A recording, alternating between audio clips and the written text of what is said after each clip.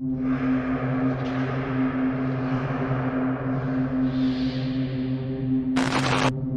upon a time, in a small village surrounded by dense forests, there lived a young woman named Lily. She had always been known for her beauty and kind heart, but lately she had been having the same recurring nightmare. In the dream, she found herself walking aimlessly through the dark forest, with a feeling of dread and foreboding. The trees were twisted and gnarled, and the air was thick with mist. Suddenly, she heard a sound that made her blood run cold. It was a low growl, coming from deep within the trees. She tried to run, but her feet felt heavy as if she was stuck in place. The growling grew louder, and she could feel the presence of something dark and malevolent getting closer. She was paralyzed with fear, unable to move as the growling became a deafening roar. Suddenly, a figure stepped out of the shadows, a monster unlike anything she had ever seen before. It was tall and imposing, with glowing red eyes and razor-sharp claws. The monster let out a blood-curdling screech and lunged at Lily, and she woke up with a scream, drenched in sweat. Every night, the nightmare continued, becoming more and more vivid and terrifying.